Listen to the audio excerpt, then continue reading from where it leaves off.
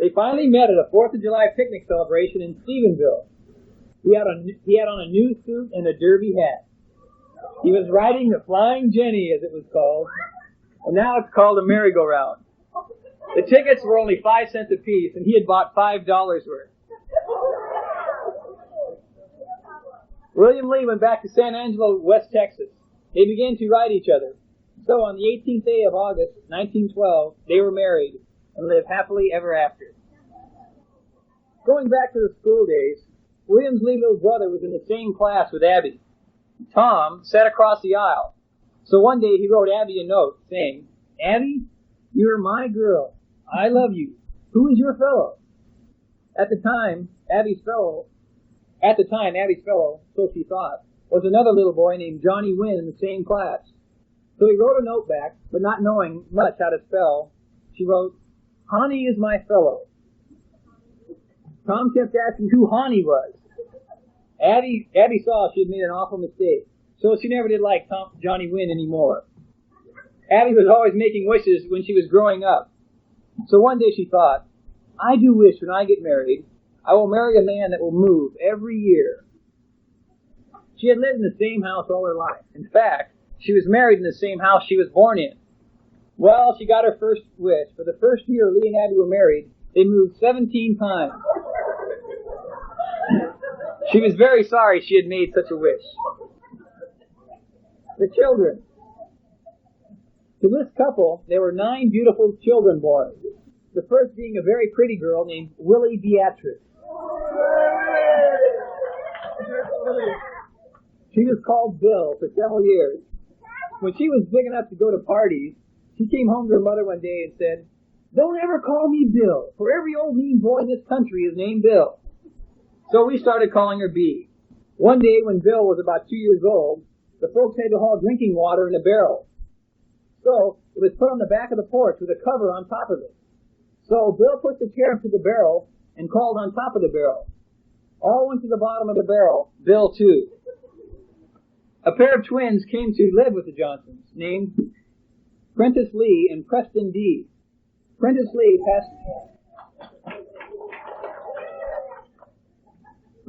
passed away in infancy. Preston D. only weighed 3.5 pounds when born. What happened? But was always a live wire and happy to be living. He had made everyone around him happy. One night when he was very small, he knelt beside his bed to say his prayers. He had been playing with the other children, so he started with, "1 for the money, 2 for the show."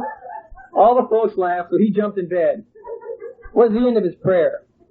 The fourth little blessing that came along was Waple Theo, a pretty little girl.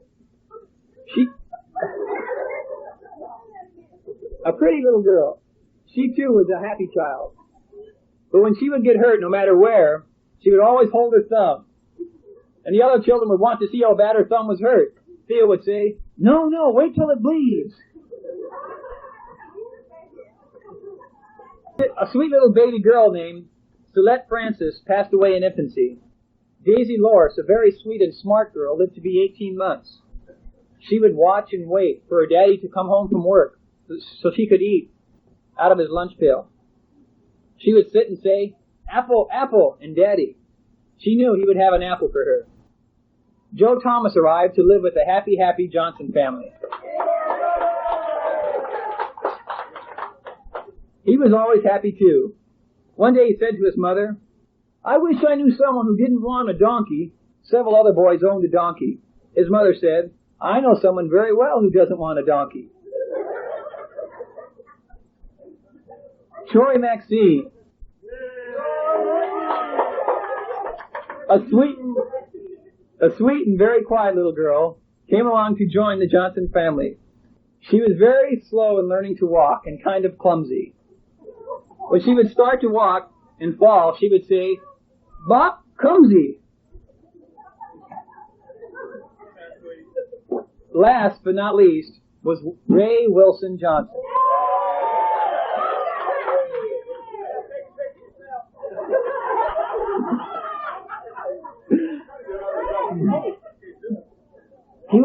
He was the pet of the bunch. Always liked to ride his mother's cotton sack, but never liked to pick cotton himself.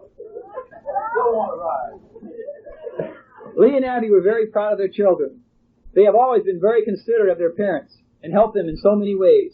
They are very proud and happy when they think back over the years and the things that have passed. They have many lovely grandchildren and great-grandchildren, even one great-great-grandchild they are equally as proud of. Lee and Abby are very proud of their daughters-in-law and their sons-in-law. They are just as good as their own children. Their prayer is that we will all meet in heaven some bright day. They have so much to be thankful for. A footnote. A story Lee always enjoyed telling. When Lee and Abby were out on a date back in the horse and buggy days, Lee reached over and tickled Abby on the knee. She kicked out the dashboard, the part of the buggy. You can believe this or not, but anyway, it was one of Lee's best stories.